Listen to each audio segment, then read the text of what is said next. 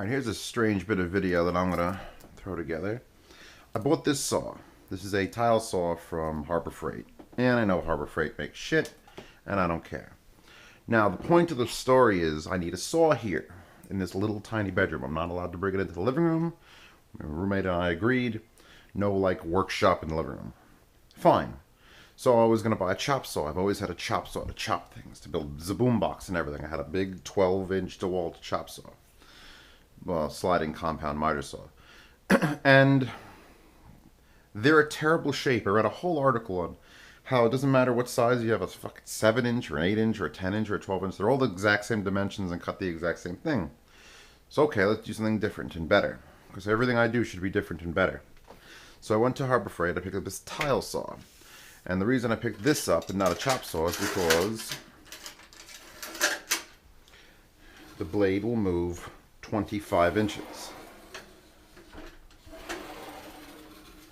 And that means I can cut a piece of cutting board or anything I want in one go. And it's only a 7 1/4 inch blade. And honest to God, you want to hear how loud this is? Here's how loud this is. I can still talk over it. I'm sure once I'm cutting it'll be a lot noisier. But because I'm going with this instead of just a normal chop saw, I have several things I have to do to it. I have to modify it. So I'm glad I bought it from Harbor Freight, because these not Harbor Freight are like $600. Harbor Freight, $229 out the door. I've removed all the plumbing accessories. There's a pump and everything it came with. Actually, it's all in the bin on the bottom here. Pumps and lead hoses and extra shit. It's all been removed. I just need the saw to slide back and forth. Now, the rail accessories and stuff are over here, because in a tile saw, there's no teeth. So you could just pull in any direction. Actually, they want you to pull it so that the water gets thrown down into the bucket. Since I put actually, this is a plastic saw that I found on Amazon. A Freud Diablo plastics saw, which I use a lot of cutting board, so that's fine. The rotation of the blade is this, and you have to make it so that when you're pulling a piece, if it's going to grab and throw, it doesn't kill you. So that means the motion is that way, the rotation is this way.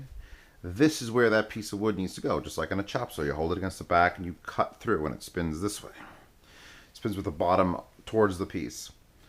So now I had to move the rail system from here to there. And there's no mounting holes to the rail system there. And everything is going to be slightly crooked. So I'm going to go get a square and find a way to square this up. I've had to drill the holes here so I can mount. This is the wrong one, but these are little guides, obviously, so the blade can come between it. And it should work perfectly fine once I get it all straightened out, and it should just cut wood and cutting board fine. The problem is, if we get down on a knee here, is that is as high as it gets. You can see that. That is not going to fit a 2x4 under it. And that's unfortunate. I'm not sure how many 2x4s I need to cut. There's definitely going to be a few when I build my bed frame. So now my thought process is, do I modify this further, go with a 10-inch blade, and raise the bridge up? Because the bridge is literally attached with one bolt here, that's the pivot, and then this is just the, to adjust for an angle. So I have to bring up 2 points on each side to accommodate the blade. I'd also have to calculate it so that it doesn't come up too far where it escapes this channel, and it doesn't go down too far where it actually hits the structure underneath. Now, I'd like to point out that none of you should be doing what I'm doing. Absolutely zero of you, unless you have tremendous experience with this sort of shit. Because modifying a tool, especially one with a 4,000 RPM spinning blade, is probably not the best first DIY project you accomplish. But I've done numerous terrible things in my past, so I should be able to get this done. Right? Fuck you too. Yeah, Yeah, it shouldn't be hard. I just got a piece of sheet metal right here, and just bring this up. This goes up to wherever it needs to go. This could actually have a block put under it and bring the whole assembly up, and it should be fucking fine. I'm talking on camera right now because I don't believe myself. I'd obviously have to change this shroud out to a bigger shroud to keep a 10-inch blade under wraps. I mean, I could trim a 2x4 about 1 inch. Well, not even 1 inch, because the back guard is there. For now, I'm not going to raise it up. I'm just going to move this stuff to this side. And since it's got to work in this room, this will eventually come off the legs. The legs actually fold up, which is nice. And it'll just stay under the bed. There'll be boxes under the bed. Oh, need to cut something. Roll it out. I'll probably put little casters on it. It'll roll out. I'll get on my knees. I'll cut what I got to cut and roll it back under the bed. There'll be no mess. It should all fall into this, underneath this, into the bucket, just like it would if it was a tile saw with water. So yeah, the Chicago Electric tile saw modification video.